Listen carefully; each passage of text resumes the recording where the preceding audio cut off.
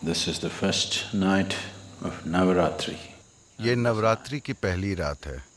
ये रात और ये दिन, ये आने वाला दिन ईश्वर की स्त्री प्रकृति को समर्पित है। Durga, Lakshmi and Saraswati. Durga, Lakshmi और सरस्वती को स्त्री प्रकृति के 3 आयामों के प्रतीकों के रूप में इस्तेमाल किया जाता है।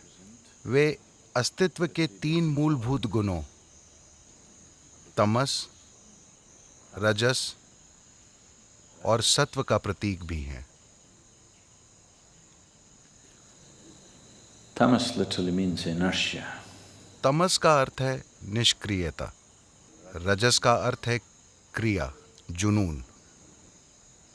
सत्व एक तरह से सीमाओं को तोड़ना, विलीन होना, पिघलना और एक हो जाना। Among the 3 celestial objects, इन 3 खगोलीय वस्तुओं में जिनसे हमारे शरीर की रचना बहुत गहराई से जुड़ी है, धरती, सूर्य और चंद्रमा, इनमें धरती माँ को तमस माना जाता है। सूर्य रजस है, चंद्रमा सत्व है।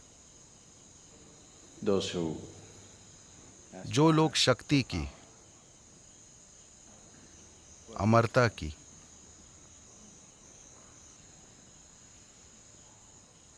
ताकत की इच्छा करते हैं,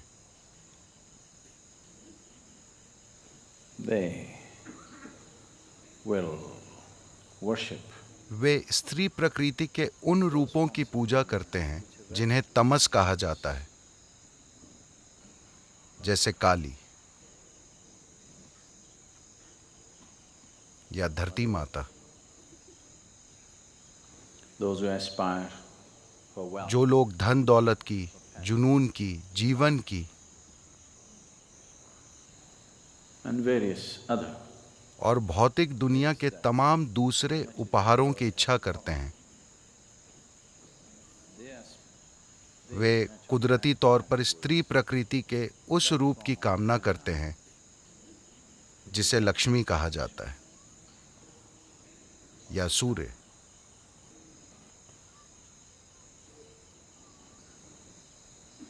Those who aspire for जो लोग ज्ञान की, बोध की, परे जाने की,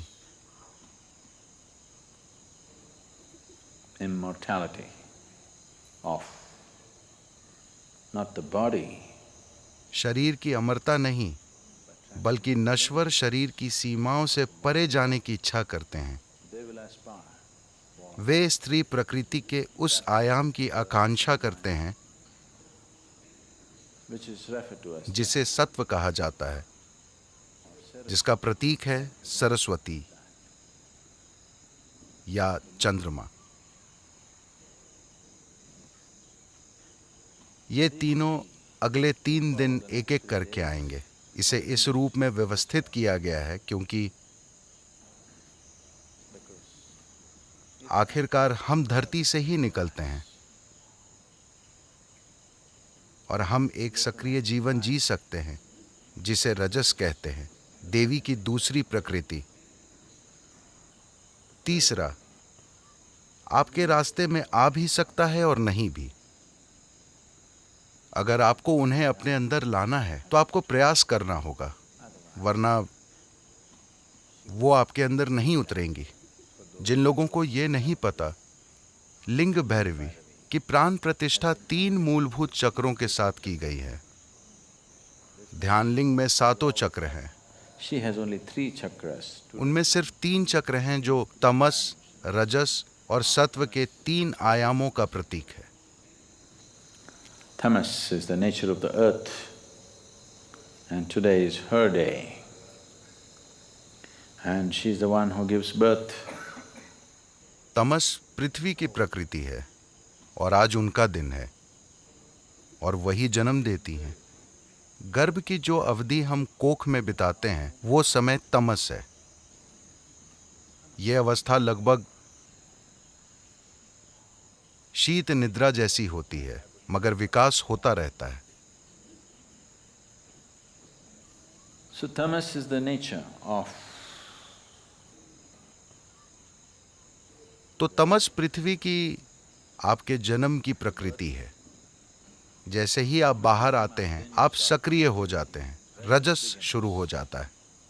अगर आप पर्याप्त जागरूक हुए या पर्याप्त खुशकिस्मत हुए तो सत्व आपको छुएगा, वरना रजस का रंग ऐसा है कि जब तक सब अच्छा चलता रहता है वो अच्छा रहता है।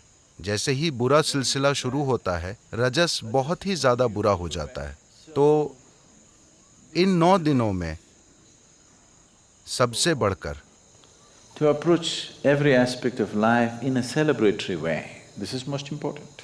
जीवन के हर पहलू को उत्सव के रूप में मनाना ये सबसे महत्वपूर्ण है। अगर आप हर चीज को उत्सव के रूप में लेते हैं तो आप जीवन को लेकर गंभीर ना होते हुए भी पूरी तरह जुड़े होना सीख लेते हैं।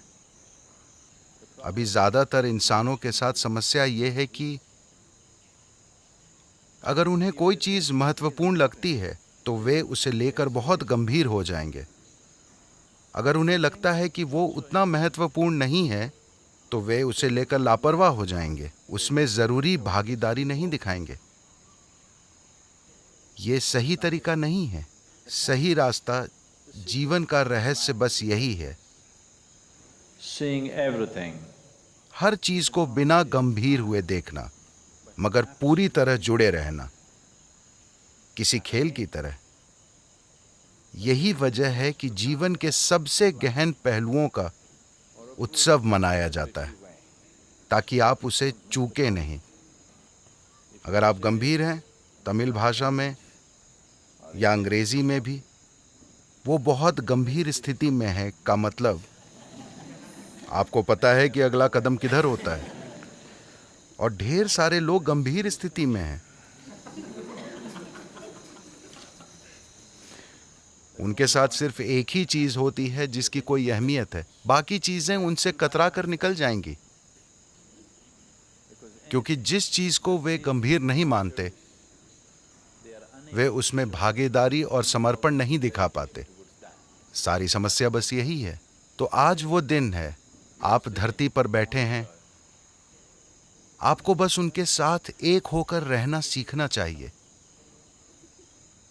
आप वैसे भी उनका एक हिस्सा हैं। जब उनकी मर्जी होती है केवल तभी वे आपको निकालती हैं, जब वे चाहेंगी वो आपको खींच लेंगी। तो जो पूरी तरह निष्क्रियता थी वो गतिशील रजस बन गई है। ये जीवन शायद सभी सीमाओं के परे चले जाए या शायद उसी चीज में वापस चले जाए। दुर्गा लक्ष्मी, सरस्वती कभी नहीं हुई। इसका मतलब है कि आप चक्कर लगा रहे हैं, आप जाल में फंसे हैं, जीवन मृत्यु, जीवन मृत्यु, जीवन मृत्यु। दूसरे आयाम का आना अभी बाकी है। ये दोनों तो वैसे भी होंगे।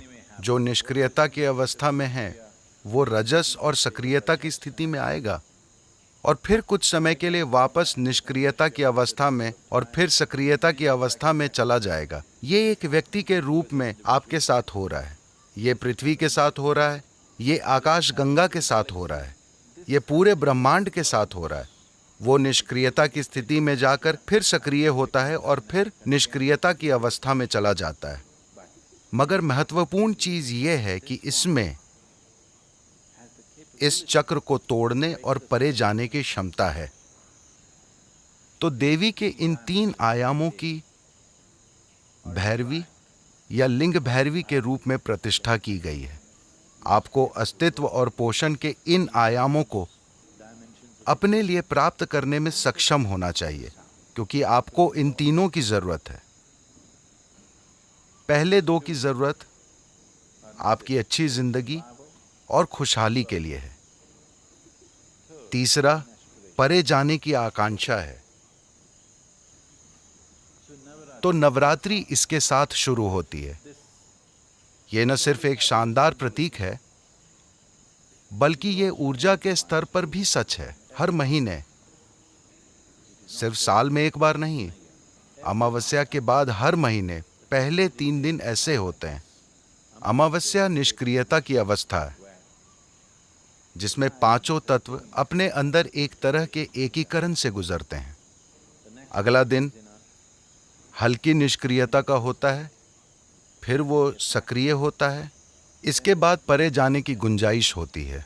चंद्रमा प्रकट होने लगता है, जो निष्क्रियता की अवस्था में और उसके बाद सक्रियता और उलझन की अवस्था में था, उसने अब परे जाने की एक संभावना खोली है। of transcendence. ये हर महीने हो रहा है। This particular month is a little more pronounced. ये महीना कुछ अधिक स्पष्ट होता है, क्योंकि ये अमावस्या साल की दूसरी अमावस्याओं से अधिक स्पष्ट थी। सभी 12 या कभी कभी 13 अमावस्याओं में से ये सबसे शक्तिशाली होती है, जो कल थी। आज पहला दिन है। आज दुर्गा या काली का दिन है। Enjoy the Navaratri and make use of it. Navratri का आनंद लें और उसका लाभ उठाएं।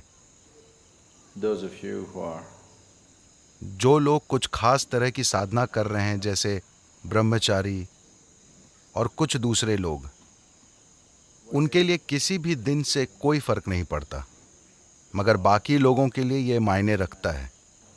making use of little supports that nature offers is good to make use of.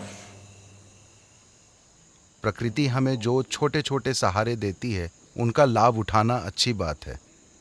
अपनी खुद की शक्ति के साथ आगे बढ़ना असंभव नहीं है, लेकिन ज़्यादा लोग ऐसा नहीं कर पाए हैं, बस इतना ही। तो इन 9 दिनों का लाभ उठाएं।